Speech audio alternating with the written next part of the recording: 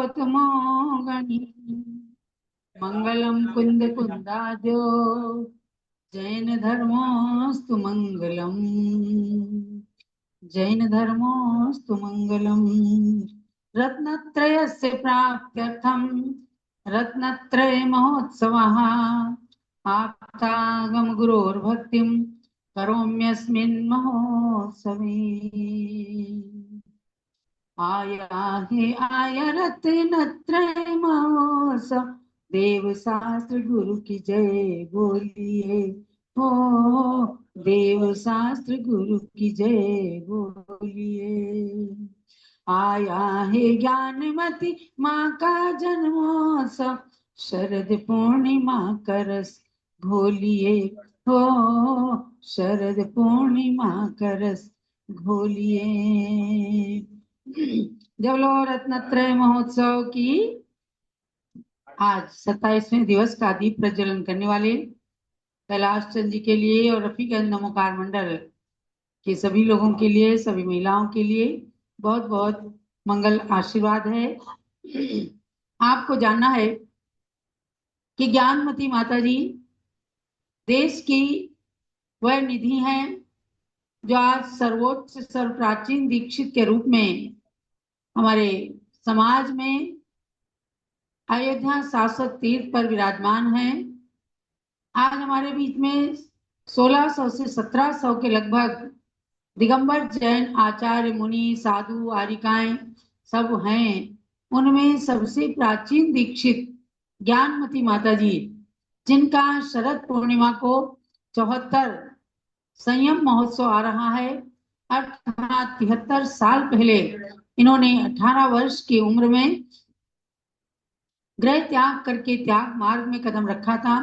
20वीं शताब्दी की प्रथम बाल ब्रह्मचारिणी कन्या के रूप में इन्होंने ब्राह्मणी सुंदरी चंदनबाला का मार्ग प्रशस्त किया था। उन गण्य ज्ञानमती माता जी के निमित्त से आज अनेकानेक तीर्थों का जीर्णोद्धार विकास हो रहा है और मांगी तुंगी के ऋषभगिरी पर्वत पर 108 फुट के भगवान ऋषभ देव प्रकट हुए, जिनसे सब लोग परिचित हैं। सन 2016 में बृहत काय पंच कल्याणक और महामस्तकाभिषेक एक वर्ष तक चला, जिसके माध्यम से सभी लोगों ने बहुत ही आनंद और पुण्य की प्राप्ति की। ऐसी पूज्य माता के जन्म दिवस को लक्ष्य बनाकर 108 दिन का रत्नत्रय महोत्सव हमने प्रारंभ किया है, जिसमें देवसात गुरु की उपासना के लिए समर्पित किया गया है ये रत्नत्रय महोत्सव। सर्वप्रथम हम तीर्थंकर देशना के नाम से कल्याण कल तरु स्तोत्र का आपको अध्ययन कराते हैं, जिसमें एक अक्षरी छंद से लेकर 30 अक्षर के छंद तक 24 भगवान की स्तुतियों में पूज्य माता जी ने भगवान के संपूर्ण परिचय को, उनके माता पिता, उनके जन्म स्थान, उनके पंच कल्याणक, उनके अवगाहना, उनके शरीर का वर्ण, उनका चिन्ह, ये सभी चीजें इस स्तुति में निबद्ध हैं। और सबसे बड़ी बात है कि सुंदर सुंदर छंदों का भी ज्ञान लोगों को प्राप्त हो रहा है। ऐसे ऐसे छंद जो बड़े ही चमत्कारिक छंद हैं और उस एक छंद के भी पढ़ने मात्र से लोगों के घर में अतिशय चमत्कार उत्पन्न हो रहे हैं। उन्हीं के अंतर्गत इसमें चल रहा है सुपार्श नाथ भगवान का परिचय। अब बहुत सारे लोगों के पास ये कल्याण कल्प स्तोत्र की पुस्तकें पहुंच गई होंगी, क्योंकि ये पुनः प्रकाशित होकर के आ गई। 50 साल पूर्व इस स्तोत्र की रचना की पूज्य माता ने। 141 छंद हैं पूरे 24 तीर्थंकर भगवान की स्तुति में। यानी इस कल्याण कल्प स्तोत्र की स्वर्ण जयंती चल रही है, उसमें आप सबके पास पहुंच चुकी हैं किताबें, और जिनके पास नहीं पहुंची हैं सब लोग अपना पूरा एड्रेस जम्बूद्वीप हस्तिनापुर में लिखवा देंगे और उन सबको, सभी को कोई शुल्क नहीं है, कोई पुस्तक का शुल्क नहीं, कोई डाक का शुल्क नहीं, केवल आपको अपना पता नोट कराना है, जिससे पुस्तक जिस पते पर पहुंच सके वहां पर भेजने वाले पंकज शुक्ला हैं, उनके व्हाट्सएप नंबर, फोन नंबर को लिख लें, उनको आप पूरा पता नोट कराएंगे तो अगले ही दिन से आपको किताबें वह पहुंचाना शुरू कर दिया जाएगा। तो नंबर नोट करें, 99967612 319। इस नंबर पर आप पुस्तक मंगा सकते हैं। तो अब चलते हैं, सुभाष नाथ भगवान जिन्होंने वाराणसी में जन्म लिया और उनके बारे में अनेक गुणों का वर्णन तो हुआ ही है, बताया गया छठे श्लोक के माध्यम से कि ज्येष्ठ शुक्ला 12 को भगवान का जन्म हुआ। भादो सुदी छठ को भगवान गर्भ में आए और ज्येष्ठ शुक्ला द्वादशी को उन्होंने जन्म लिया।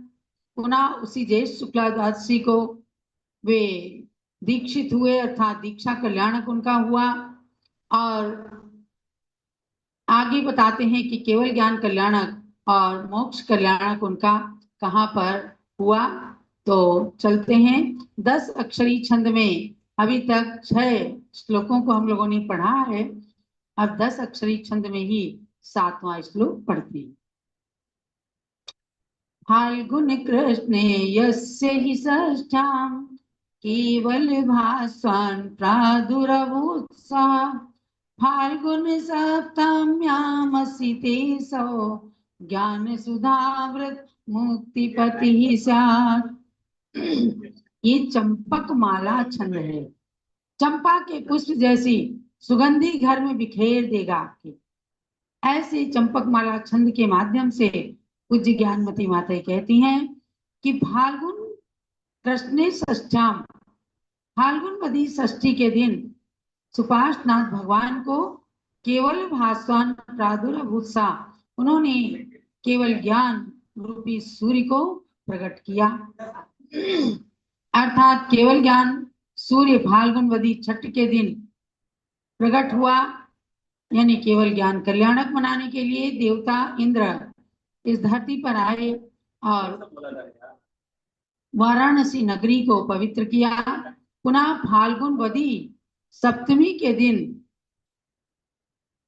वे संपूर्ण कर्मों का नाश करके ज्ञान सुधा व्रत मुक्तिपति स्यात्, ज्ञान सुधा को क्षय ज्ञान, केवल ज्ञान जो अरहंत अवस्था में ही प्रकट हो गया था, उसे अनंत अविनाशी बना करके और मोक्ष लक्ष्मी को प्राप्त कर लिया।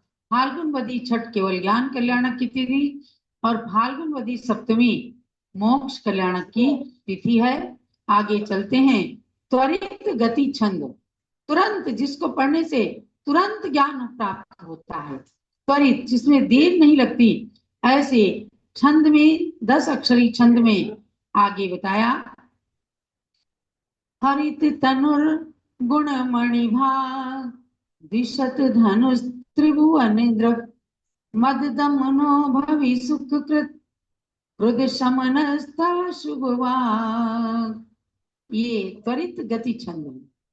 और हरित तनु, भगवान के शरीर का वर्ण हरित का है, हरे हरे रंग का आपके शरीर का वर्ण था। गुण मणि भाग, और गुण रूपी मणियों से भरा, यानी जिनका शरीर भी अंतरंग के गुणों से एकदम इतना पावन पवित्र था, ऐसे सुभाष नाथ भगवान के लिए कहा गया। द्विशत धनु, 200 धनुष ऊंचा, माने 800 हाथ की ऊंचाई थी भगवान की। एक धनुष में 4 हाथ, तो 200 धनुष में 800 हाथ हुए।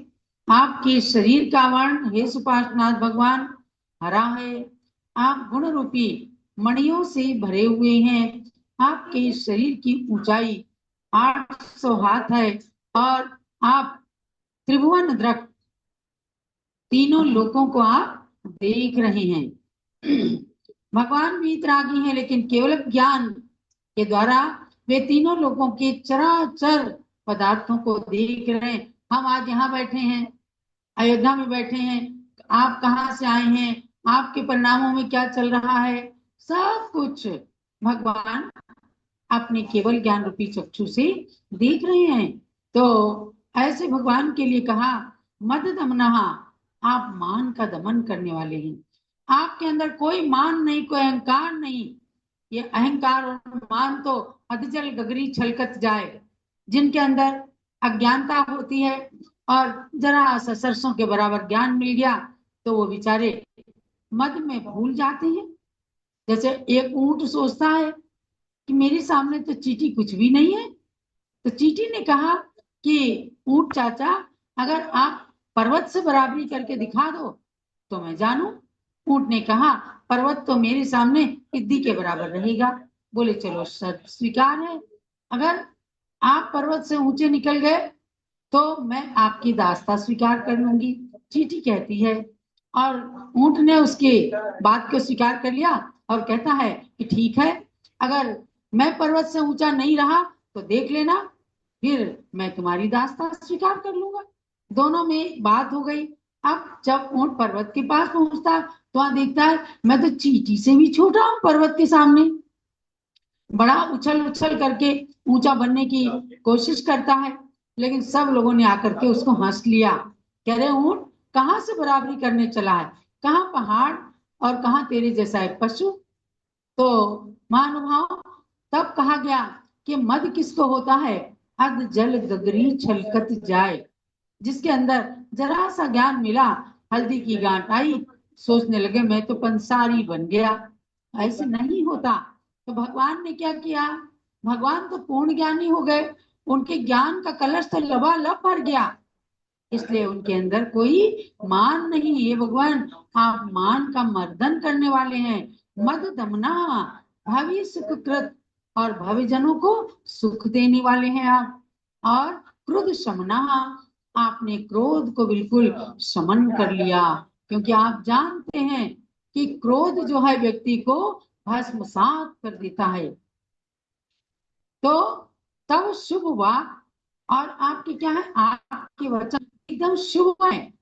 शुभ क्या है, एकदम शुद्ध है, जिनके अंदर अपवित्रता नाम की तो चीज ही नहीं है। शुभ दिव्य ध्वनि को आपकी सुन करके पूरा संसार शांति की अनुभूति करता है और सबका कल्याण हो जाता है, जो भी आपके वचन शुभ वचनों को सुन लेते हैं। ये त्वरित गति छंद के द्वारा कहा गया कि इसको पढ़ो, आपके अंदर भी तुरंत ज्ञान आएगा, शक्ति आएगी और मान का मर्दन होगा। अब आगे अनुष्टुप छंद से कहते हैं, जिसके प्रत्येक चरण में 8-8 शब्द होते हैं।